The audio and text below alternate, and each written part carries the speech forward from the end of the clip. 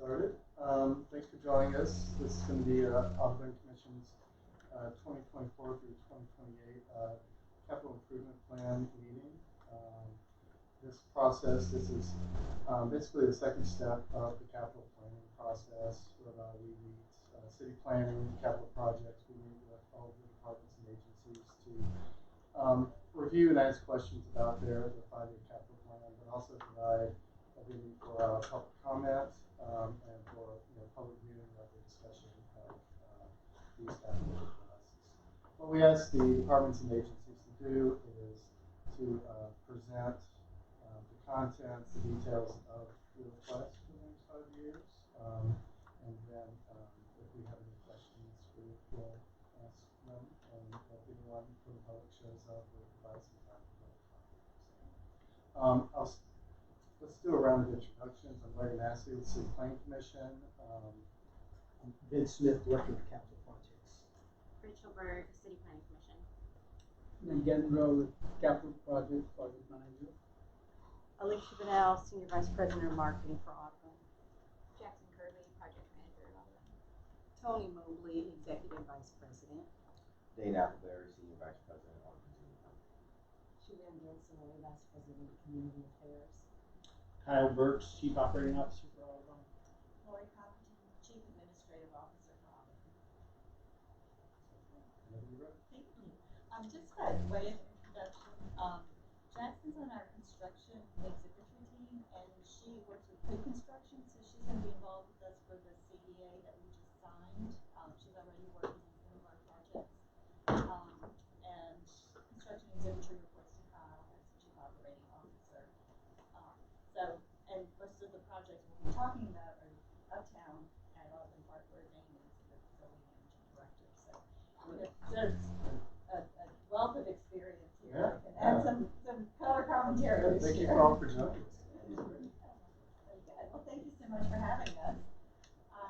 Let me start by just talking about a few recent highlights with Audubon and capital projects. I think our big news is we signed the CEA for the capital projects that were approved 2 years ago. We have gotten that signed and look forward to working with them and making sure everything happens the way it's supposed to happen with that.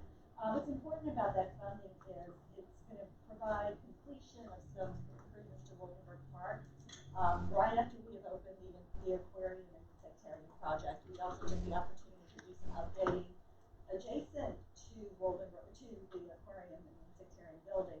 The next phase is to go closer to the river and make that's the part that is used for so many city celebrations, make that much more functional for large-scale events so that we're not destroying the park every time we use it.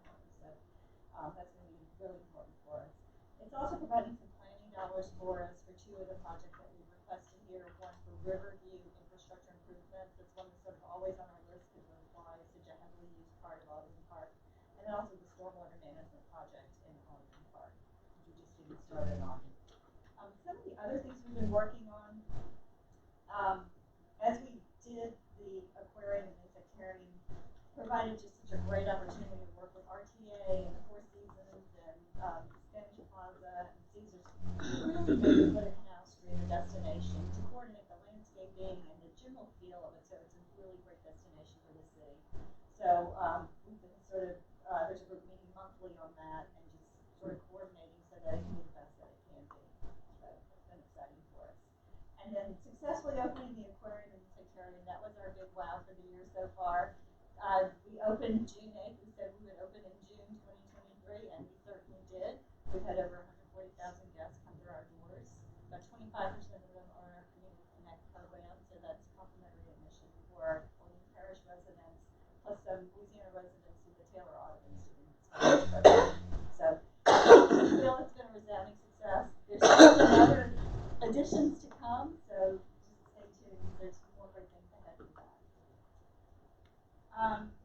Our capital outlay request, I know that's tiny, but you have it in front of you. We have 4 projects total. The first one I'm going to talk about is the Riverfront for All, the Governor Nicholas Esplanade Wharf redevelopment project, and that's turning the wharf into public park space and recreation facilities. We are asking for an additional $15 million for that project based on encouragement from the administration. The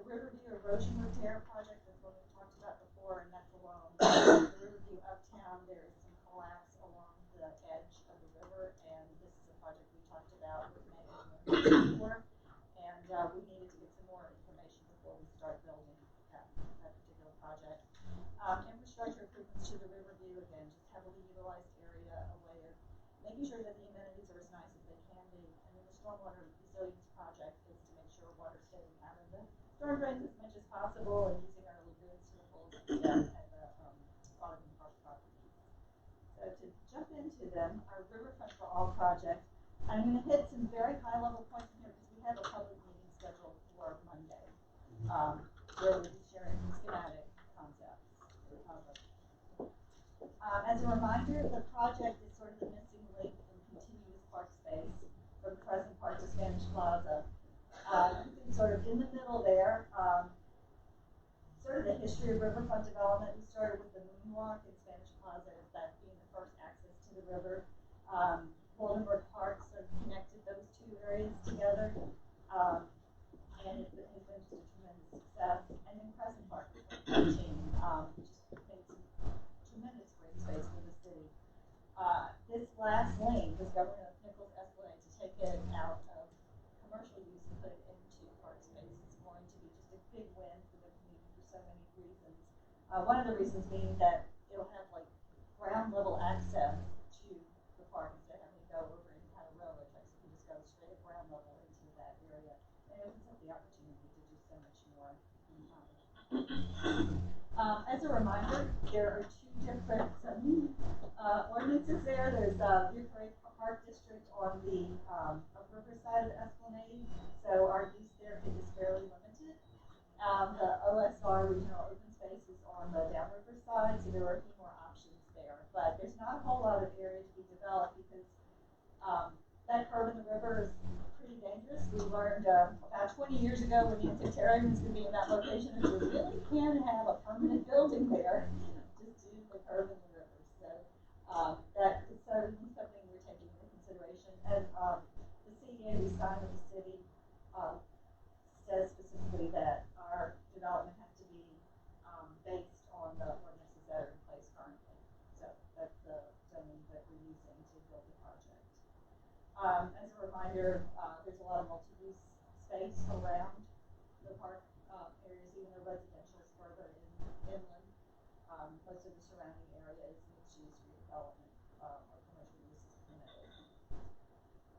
And a lot of people have say over the space, so we've been working with different agencies there, and you can see it's everything from Port of New Orleans to the Equal Commission, HLC, the Army Corps, the Weather District, and then like out to the waterfront, the U.S. Coast Guard has say over that. So And the State Historic Preservation Office. for the buildings are 50 years old. So yeah, so we'll have a few people we've been working with in conversations as the project came together.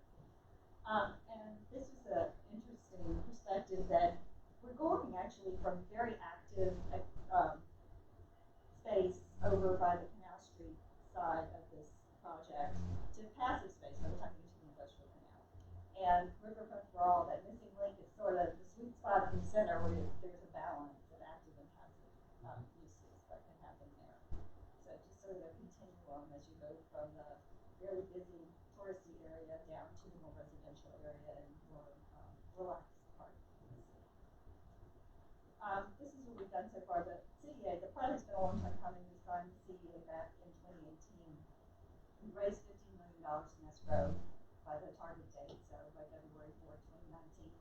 We held a number of listening sessions in 2018, and we kind of went in the areas sort of that would have heavy use of this space, but we wanted a variety of perspectives. That was very important to us. We surveyed at these meetings, plus we surveyed intercept survey as this project was coming about. We had an engagement website online from October 2018 to September 2020, so we have a lot of feedback from the public here.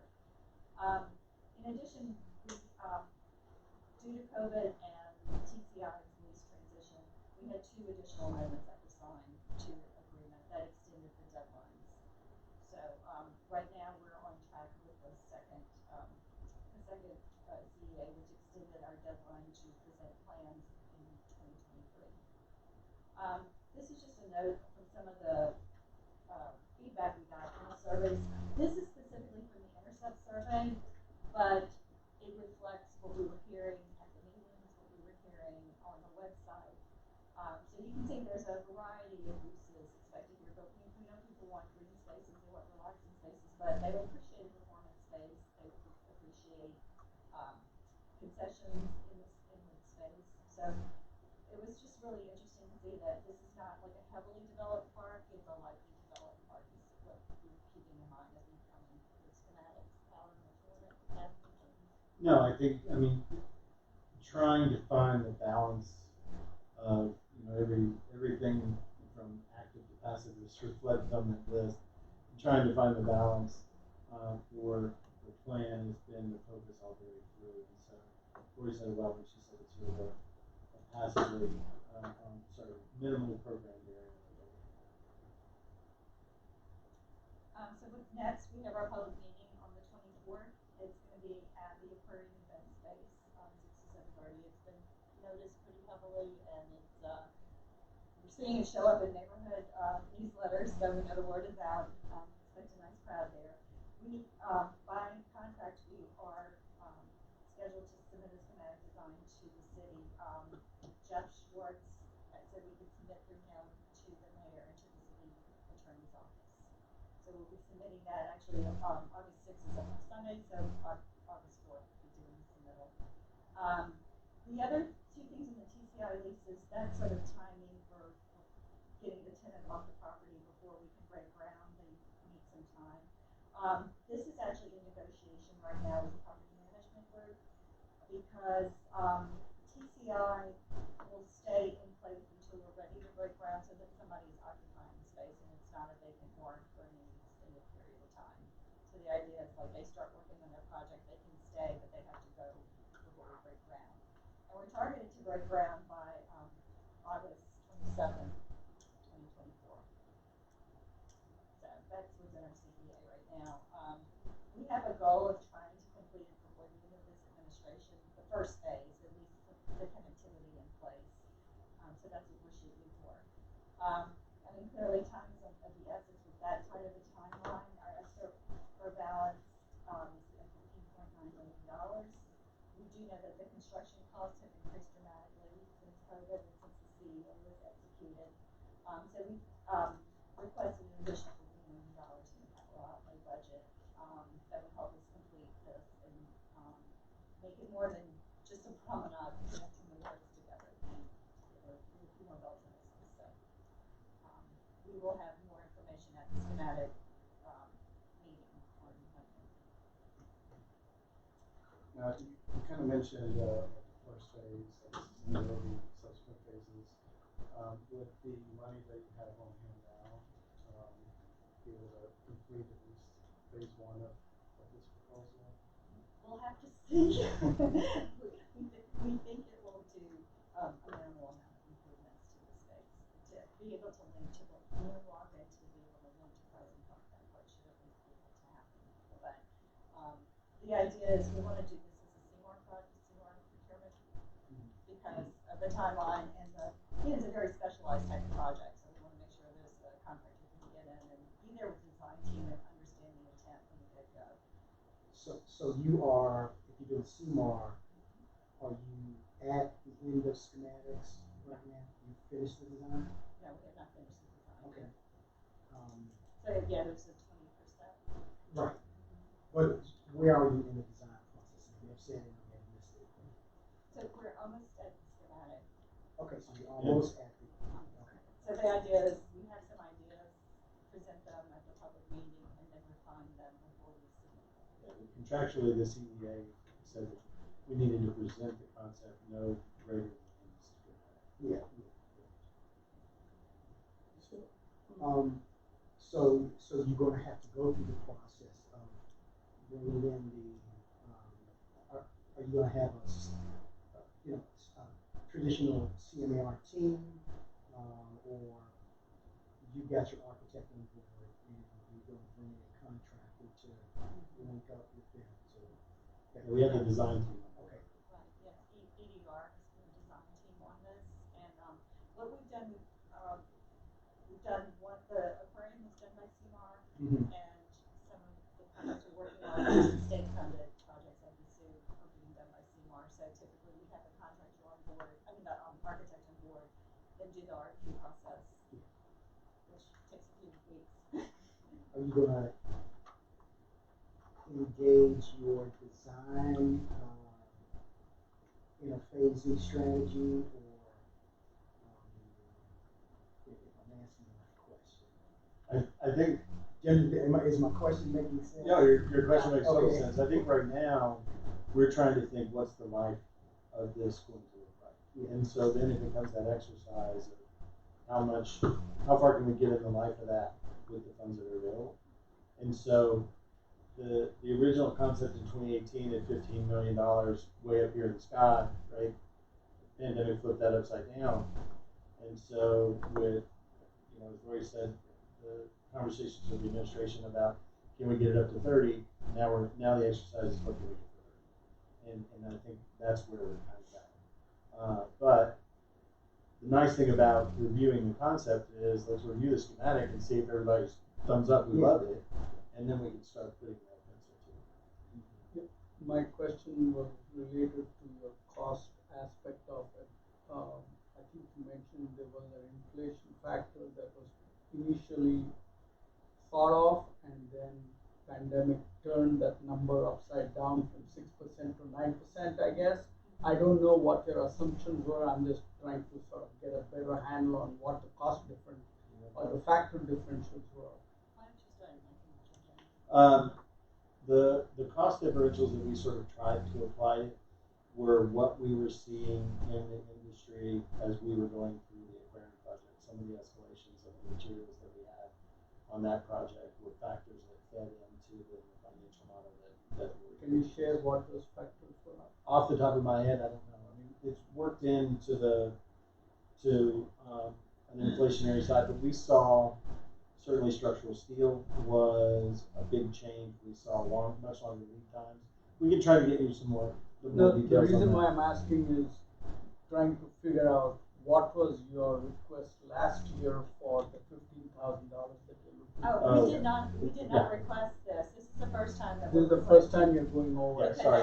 Okay. Because So, the design was delayed, the project was on hold as we were working through COVID, and then once we knew it was a go, and the city was in favor of continuing with the project, then we started looking at, we have $15 million, and we're seeing this at the aquarium and some of the other projects that we're doing, is that it's gonna be significantly more than we anticipated. the reason why I bring that up is also that the prices of steel and some of your other long lead items are stabilizing quite a bit. So I'm hoping that your final request might actually change. But it is maritime construction, you gotta keep that in mind. No, we the freezers apply, my portfolio is upside down. If you've read the news, you see what's happening with JC, the impact, potential impact of that project alone with my portfolio. So, I certainly understand that. Is the $30 million the projected cost of phase one, or is it the projected total cost, given the inflation factor? In the best estimates from our design team, doing this right now and trying to read the tea leaves, is it's phase one. And beyond that, and I'm hesitant to use the phase word because I don't know what phase two would look like right now, beyond these concepts that we'll share with everybody on Monday. Because it is a little bit of an unknown, and particularly existing conditions out there. We've surveyed. It looks pretty good, but you probably deal with it more than we do with as Lori said, maritime construction. So we're trying to be cautiously optimistic, I guess is the best way to put it. We used the budget chart that y'all had included in your instructions, which is a good handy tool to use, especially when we're at this concept phase. The Riverview erosion repair, this is a lovely view of what's happening along the waterfront. You've probably seen that there's construction fencing along the line in several areas. And what's happened is the, gabion baskets that protect the land from the river, over time, water has eroded away the earth behind gabion baskets. Also, people have held themselves to the rocks. I think they're part of their landscaping at home, we don't know what's going on here. But the crack that you see in the walkway that was done back, the walkway was built in the 80s, like 1984 or so. That is from the earth coming away and it's just settling. So we need to put a stop to this, to the erosion. We may actually have to pull back from the edge of the water a little bit more. So the erosion repair is like a number 2 priority, so we can get that done before we do any other work closer to the water's edge there. This week, Mark McCoskey is going to give us an updated report. They had done an initial report, we reviewed it with Megan, and she said, let's find out for sure what's going on there. So we were getting an update because that report is now probably about 3 years old. So the update's coming out this week, and that should help us set the full scope of the work. But this request was the original request, and could at least put a dent into some of the work. Did we, I thought we gave you some money. We have not received it yet, because they wanted Okay, so to that do it. wasn't in the seat, that wasn't one of the. That was, no, because it wasn't, it was Go Mesa and not Okay. bond. The bond funds were in this. Okay. Now you've got, I'm looking at last year's submission, and it's the same number. You Yeah. have not We have not taken inflation into consideration. Yeah. We can go back and do that. Now listen, look, right now, you know, you're shooting for the, you know, you have nothing now. So, you know, what happens if we give you this money and it comes in twice as much? What are you gonna do? I mean, if that's your strategy, then okay. But you know, if this is last year's number, you know, it ain't no good. Okay. We will submit a revision. Okay, good. Okay. And also,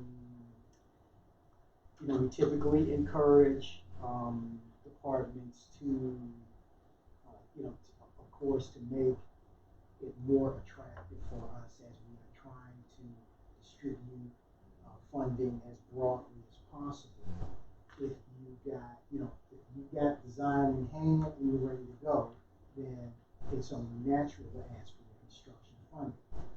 If you don't have the design, you know, it's going to take some time to do the design. We're pressing on everybody to spend down the money in a few-year period.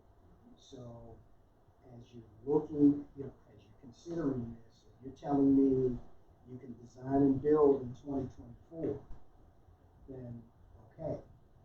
If, you know, you're going to design in 2024, you know, if it's going to take the entire year, then, you know, you may want to split the design costs year 1, construction costs year 2, because it does 2 things. That's less money, and as we're trying to distribute the funding, then, you know, we can break you off a piece. And then if you've got plans in hand, that positions you, that puts you in a better position for someone than someone that's asking for money out of the block. You've got plans in hand ready to go, so that puts you in a more favorable position. So you may want to reconsider. Thank you, Vincent. I was just going to remind them about the same thing on project 1 for the riverfront, because if they're going to take some time for design and implementation, they might want an upfront for just the design effort in 2024, and then 25 you go into your implementation side. So we need to break ground in 2024 on that project, and That's August fine. 2024, and this budget starts, when does this budget year start? No, you would need the money now. Yeah. That's where we were. Right, okay, then you got that covered. Yeah. This one, do a 1090. First of all, get a real number. You know, then we typically do, you know, 10% design, you know, 10 to 15 covering soft testing, even the front end testing, surveying. So do a 10 to 15 split. I think our logic on this one, because this is trying to just sort of stabilize from an erosion standpoint. point. It didn't seem as design heavy. And so we thought we could move through that fairly quickly, and I think that was the logic Okay. behind. Put it as one, but your guidance is thoughtful on how appealing it may or may not be. Yeah, with or without just design thank you for- documentation. Yeah, absolutely. Is the report that you're expecting this next month, is that going to have the new overall project cost? It should, because the last one they gave us a good estimate for like how much per square foot and kind of broken into chunks that need to come out there. But we may have to reconsider, because at the time we were considering just sort of doing a saw cut along the sidewalk and then just sort of seeding part of it into like rough space and then finishing off the edge. That may not be possible anymore. You don't know how deep the erosion is going down. And some places are worse than others, just depending on the currents. So yeah, we can look at it. And then our infrastructure improvements to the Riverview, we'll be doing planning over the next few months with the current funding with CEA. And the idea is to have that to design the whole space and then phase in as we have funding for the projects. Last time we did this, we did this fabulous restroom facility, and the idea is we need to do yet another restroom, redo one of the restrooms, but it's primarily like lighting replacement, bench placement, shelter renovations, some tree protection, landscaping, and some paving and sidewalks in particular. I know roads might be something that might have to come from another source. Happy to work with y'all to figure out the best use of that, best source for that. And a lot of the improvements are really, the improvements are based on comments we got when we did our master planning project back in 2018. So this is sort of just a request to start the construction based on the plans getting done with the CEA that's in place, and then sort of phase it in over several years.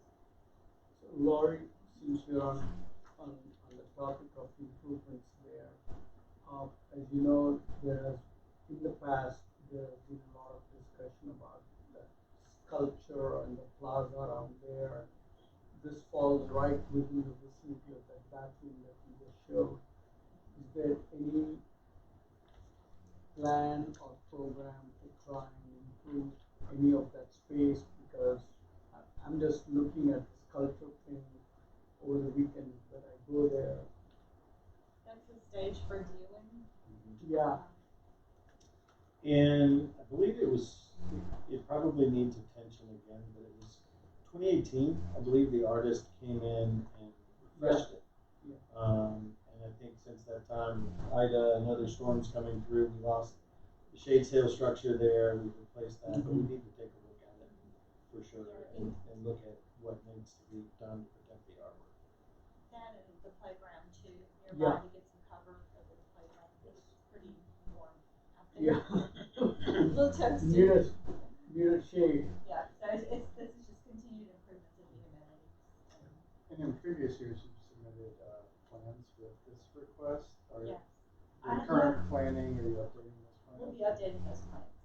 Right, those were submitted by our in-house team, and so what we're going to do now is bring in an outside architect to help us get a little more solid in the pricing of it. Hey, Lori, refresh my memory before we move on. So we gave you 1.5 million, excuse me, in 2020 bonds. Right. And it's split with like 7-10, I believe, initially. Now, And then I guess, is this one, we didn't give you, did we agree to give you all the money? I guess that's my, did we? Yeah, I know. The total amount that we were gonna give you was like $8.7 million. Right. And we gave you 6.5. 8.7 was broke. It represented 3 projects. This is one of them. Yes, this was when our initial payment was $760 and the secondary payment was $760. Okay. So we did not give you all of the money for this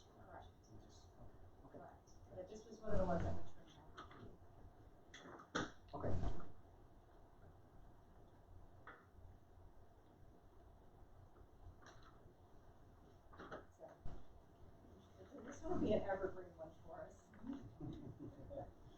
Okay, and then the final one is the stormwater resilience project, and this was one that grew out of some earlier conversations and Ramsey Green in particular about using the lagoon for stormwater management, lagoon system throughout the park. And there's lagoons in the front of the park, there's also lagoons within the zoo itself, so all of those can be considered as options for stormwater management. With the current funding that we have in hand, and the CEA is we have 2.8 million in hand. That'll help us with planning and then doing maybe the first demonstration project to start to test it out. But the thing is to get a lagoon, again, shoring lagoons, basically that geothermal fabric. And just you may have to be mucked out in some places. There's just a lot to do with it. And so, but the first step is just getting someone who understands stormwater management to get in there and help us plan it. And then this again, we have a big amount up front to sort of address the bulk of the project, and then phasing it over the rest is going to be multiple years to do this project. So your breakout represents a scope, a phase of work. Yes, because the idea is we'll get the plan, and I don't know how much of it we'll be able to do at one time. That would be extremely disruptive in the park to be looking at the entire lagoon. It's going to be doing sections, and then if we start looking at lagoons in other parts of the park, then we get to some river level situations that determine the construction phase. Okay.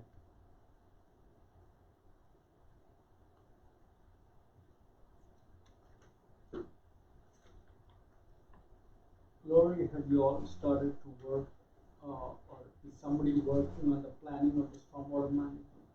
We are just getting started in that, and Jackson has been involved in the thought process. So, okay, what does that mean? You have an architect on board, you planning We to do not. We will be selecting an architect. That'll be the next phase. First, we're doing a work plan, and then we'll select our design team. This project is kind of the hardest to even define because we don't know 100% about the existing conditions that we get in there. And what we do know is that that lagoon system has huge potential to hold stormwater, and we know we can improve it. So this first stage is what we said, looking for a demonstration project to get in there and say, all right, this is how far those dollars can go. Mm-hmm. And this is the return on stormwater hold investment. I think is the first step. And probably across the city we can spend 10x this and sequester a lot more, but it's one of those that we're trying to say, how can we also look at what's coming in and what's flowing out of the park. So we're also in conversations with, or we've had initial conversations about connecting our efforts with our neighbors at Tulane, because what flows out of Audubon Park flows through the campus.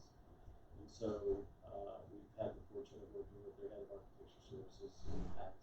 And so we've agreed to set the thing, because what we don't want to do is sequester it, hold it, release it, and then flood the campus. So there's a lot of coordination on this. I was thinking about some of the similarities that we encountered with the Greenway, with the Gentilly stormwater demonstration project, and also at Pontilly, which is a neighborhood setting. There are three separate kinds of examples of case studies, and of course Lafitte Greenway is closer to Audubon's mission here. So we have some examples locally with local consultants who might be able to provide you more guidance. We're trying to fine tune this plan. Those